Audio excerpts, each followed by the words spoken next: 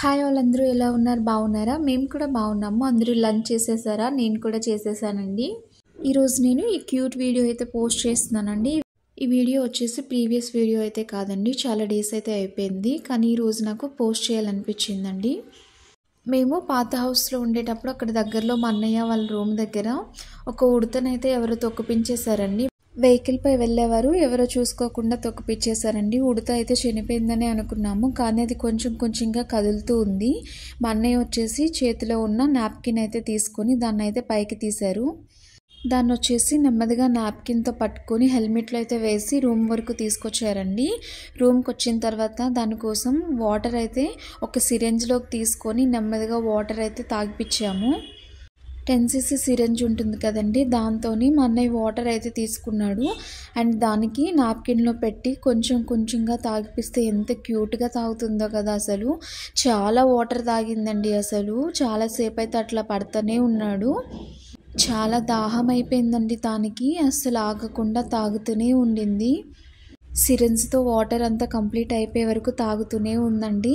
తర్వాత మా అన్నయ్య వచ్చేసి రూమ్లో ఎంటీ బాక్స్ ఒకటి తీసుకొని దానికి కొంచెం మెత్తగా ఉండేలాగా ఒక వైట్ కలర్ పేపర్ తీసుకొని బాక్స్లో అయితే కింద పెట్టేసి తర్వాత దాన్ని అందులో అయితే విడిచిపెట్టాడండి. దానికి కొంచెం రైస్ అంటే కుక్ చేసిన అన్నం ఉంటుంది కదా, అది కొంచెం అలాగే కొద్ది కొద్దిగా వాటర్ అయితే పెడుతూ ఉన్నాడు. ఇలా ఒక 2-3 డేస్ వరకు కూడా దాన్ని చాలా కేరింగ్గా అయితే చూసుకున్నాడండి. తర్వాత దాన్ని బయటికి తీసుకొచ్చి కొన్ని చెట్లు ఉన్న ప్లేస్లో అయితే విడిచిపెట్టేశాడు. అప్పటికే దాని సిక్నెస్ అంతా పోయి కొంచెం హెల్దీగా అయితే అయ్యిందండి. ఇంకా అందుకని దాన్ని ఒక బాక్స్లో ఎందుకు పెట్టడం అని చెప్పేసి చెట్లున్న ప్లేస్లో అయితే విడిచిపెట్టేశాడు. చాలా యాక్టివ్గా అయితే వెళ్ళిపోయిందండి. తర్వాత ఆ 2-3 డేస్ అయితే అసలు బాక్స్లో నుంచి బయటికే రాలేదండి. ఏదైతే బాక్స్లో మా అన్నయ్య పెట్టారో అదే బాక్స్లో వచ్చేసి అట్లానే కూర్చుందనమాట. కొంచెం కొంచెంగా ఫుడ్ అది చిన్నగా తీసుకుంటూ బాక్స్లోనే ఉండిందండి. కొద్ది డేస్లో అది చాలా యాక్టివ్ అయితే అయిపోయిందండి. చాలా హ్యాపీగా ఫీల్ అయ్యాడు. అండ్ దాన్ని వచ్చేసి చెట్ల దగ్గర విడిచిపెట్టేశాడు కదా, అప్పుడు కూడా చాలా యాక్టివ్గా వెళ్ళిపోయింది. కొంచెం ఫీల్ అయ్యాడు పాపం, తనకి వదిలిపెట్టేస్తున్నాడు కదా, కొంచెం ఫీల్ అయ్యాడు. తర్వాత వచ్చేసి అది యాక్టివ్గా వెళ్ళిపోవడం తర్వాత హ్యాపీగానే ఫీల్ అయ్యాడు.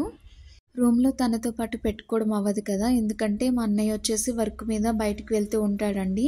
సో మళ్ళీ తననైతే కేరింగ్గా చూసుకోవాలి. క్యాట్ అది రాకుండా చూసుకోవాలండి, లేదంటే డాగ్స్ క్యాట్ అలా వచ్చినా కూడా తనని కొరికేస్తాయి అన్నమాట.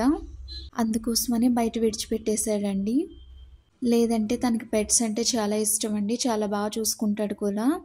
ఫోన్ చూస్తూ ఉంటే వీడియోస్ అయితే కనిపించాయండి, ఎందుకో అప్లోడ్ చేయాలనిపించింది. నేనైతే పెద్దగా చెప్పేదైతే ఏమీ లేదండి, కానీ వెహికల్స్పై వెళ్ళేటప్పుడు కొంచెం చూసుకుంటూ ఉండండి. ఎందుకంటే చిన్నగా అడ్డొస్తుంటాయి కదండి స్ట్రీట్ డాగ్స్, అలాగే చిన్నగా ఇలా పెట్స్ అయితే వస్తుంటాయి కదండి వెహికల్కి అడ్డుగా. సో వెళ్ళేటప్పుడు కొంచెం స్లోగా అయితే వెళ్ళండి. ఏంటంటే మా హస్బెండ్ వాళ్ళ ఆఫీస్లో ఒక ఆమెకు వచ్చేసి యాక్సిడెంట్ అయ్యిందండి. నైట్ వెహికల్పై వెళ్తుంటే వచ్చేసి స్ట్రీట్ డాగ్ వచ్చేసి అడ్డుగా వచ్చిందండి. తన ఫ్రెండ్ అండ్ తను ఇద్దరు కూడా బండిపై నుంచి అయితే పడిపోయారండి. ఇప్పుడైతే ప్రెజెంట్ హాస్పిటల్లో ఉన్నారు. చాలా దెబ్బలైతే తగిలేశాయి. పాపతో నాకు కూడా సిటీలో వెహికల్ తీయాలంటే చాలా భయం అండి. లాస్ట్ టైం కూడా మాకు కూడా అలానే అయింది. పాప వచ్చేసి అప్పుడు చిన్నదండి. నేను వచ్చేసి ఎక్కడికి వెళ్ళినా పాపని తీసుకొని వెళ్ళేదాన్ని, ఎందుకంటే ఇంట్లో ఎవరు చూసేవారు లేరు కదా. మరి మాకు పాప 3rd మంత్ నుంచి ఆఫీస్ కూడా నేను పాపను అలానే క్యారీ బ్యాగ్లో అయితే తీసుకొని వెళ్ళేదాన్నండి. సో నేను ఎర్లీ మార్నింగ్ మార్కెట్కి వెళ్ళేటప్పుడు అలానే ఎప్పట్లాగే క్యారీ బ్యాగ్లో పెట్టుకొని పాపని నేనైతే డ్రైవ్ చేస్తూ ఉన్నాను. సిగ్నల్ క్రాస్ అయ్యి కొంచెం ముందుకు వెళ్ళేటప్పుడు వేరే పర్సన్ వచ్చేసి రాంగ్ రూట్లో వెహికల్ అయితే తీసుకొచ్చేసారండి. నేనైతే హ్యాండిల్ చేయలేకపోయాను. దట్ పాప కూడా ఉంది కదండి, నాకైతే చాలా భయం వేసింది. వెహికల్ అయితే ఆటో కిందకైతే వెళ్ళిపోయిందండి. మా స్కూటీ వచ్చేసి మేము వచ్చేసి వెహికల్కి చాలా దూరంలో అయితే పడిపోయామండి. బ్యాగ్ వచ్చేసి క్లిప్స్ కూడా ఊడిపోయి పాప కింద పడిపోయింది బ్యాగ్లో నుంచి. ఆ రోజు వచ్చేసి చాలా భయపడిపోయానండి. రోడ్డు మీదే ఏడ్చేసాను కూడా, ఎందుకంటే సిచ్యువేషన్ అలా ఉండింది. కూరగాయలన్నీ ఎటువైతే ఎగిరిపోయాయి. బండి వచ్చేసి బాగా ముద్ద అయిపోయిందండి. పాప ఎక్కడ పడిపోయిందో కూడా నాకు కనిపించలేదు. రోడ్డు మీద అయితే చాలా ఏడ్చేసానండి ఆ రోజు. కానీ గాడ్ గ్రేస్ అండి, ఆ రోజు అసలు చిన్న పిన్ని కూడా పాపకైతే తగులుకోలేదు. నాకు కూడా చిన్నగానే దెబ్బలైతే తగిలాయండి. పాప ఏడ్చిందండి కొంచెం, ఎందుకంటే క్రౌడ్ అంతా ఎక్కువగా ఉన్నారు కదా, జనాలంతా చుట్టుముట్టడంతో కొంచెం భయపడిపోయింది. తర్వాత హాస్పిటల్ అయితే తీసుకువెళ్ళామండి వెంటనే, ఎందుకంటే తలపైన ఏమైనా తగిలిందేమోనని చెప్పేసి మేము హాస్పిటల్ అయితే తీసుకువెళ్ళాము. ఖుషికి అప్పటికి మాటలు కూడా రావండి, చాలా చిన్నది కదా, సో పెయిన్ ఎక్కడ వస్తుందో తను చెప్పుకోలేదు కదా, అందుకోసం అని చెప్పేసి సేఫ్ సైడ్ హాస్పిటల్ అయితే తీసుకువెళ్ళాము. దెబ్బలేమీ తగలలేదని డాక్టర్ చెప్పినంత వరకు టెన్షన్ అయితే వచ్చేసిందండి నాకు. తర్వాత మా హస్బెండ్ మమ్మల్ని ఇంట్లో పెట్టేసి వెహికల్ అయితే సర్వీసింగ్కి ఇచ్చేసి వచ్చారండి. ఈ సిచ్యువేషన్ వచ్చేసి నాకు సెకండ్ టైం అండి, ఎందుకంటే ఇది వరకు కూడా నాకు అలానే ఒక్కసారి జరిగింది. అప్పుడు చెయ్యి అయితే చాలా ప్రాబ్లం అయిపోయిందండి, చేతికి బ్యాండేడ్ కూడా కొద్ది రోజులైతే వేశారు.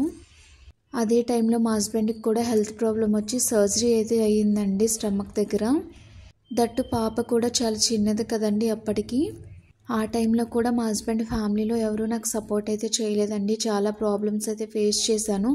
ఒక్క హ్యాండ్తో అయితే వంట చేయడం, పాపను చూసుకోవడం. మా హస్బెండ్కి అయితే అప్పుడు స్టిచెస్ పడ్డాయి, సో తనైతే బెడ్ మీద నుంచి లేవలేకపోయేవారండి. దట్టు మా ఫైనాన్షియల్ సిచ్యువేషన్ కూడా చాలా వీక్గా ఉండే అప్పుడు. సో అప్పుడు కూడా నేను పాపను తీసుకొని ఆఫీస్కి అయితే వెళ్ళాల్సి వచ్చేదండి. మా ఎండి మ్యామ్ అయితే కొంతవరకు బాగానే హెల్ప్ చేశారండి. పాపని ఎందుకు ఆఫీస్ తీసుకొస్తున్నారు, వర్క్ డిస్టర్బెన్స్ అవుతుంది కదని కూడా ఏమనేవారు కాదండి, చాలా బాగా చూసుకునేవారు మాకు. అండ్ ఖుషికి కూడా చాలా బాగా చూసుకునేవారు ఆవిడ. నా పర్సనల్ లైఫ్ అయితే షేర్ చేయాలని అయితే ఇప్పటివరకు అనుకోలేదండి, ఎందుకంటే ఈమె యూట్యూబ్ గ్రోత్ కోసం ఇలా చేస్తుంది అనుకుంటారు కదా కొంతమంది, ఎందుకంటే యూట్యూబ్లో ఎంత పాజిటివిటీ ఉందో అంతే నెగిటివిటీ కూడా ఉంది కదండి. అలా అనిపించుకోవడం అయితే నాకు ఇష్టం లేదండి, కానీ ఒక టైం అనేది వస్తుంది కదా, అప్పుడు ఖచ్చితంగా నా లైఫ్ జర్నీ అండ్ నేను ఫేస్ చేసిన ప్రతి ప్రాబ్లమ్ సిచ్యువేషన్ అన్నీ కూడా నేను షేర్ చేస్తాను. ఎందుకంటే నా అలానే ప్రాబ్లమ్స్ ఫేస్ చేసి అలాంటి సిచ్యువేషన్ నుంచి వచ్చిన వాళ్ళు కూడా ఉంటారు కదండి. కొంచెం బూస్టింగ్లో అయితే ఉంటుంది. పేరెంట్స్ దూరంగా ఉంటారు, హస్బెండ్ తరపున ఎవరు చూసుకునేవారు లేకపోతే చాలా సఫర్ అవుతాం కదా. బ్లాగ్ నచ్చిందని అనుకుంటున్నానండి.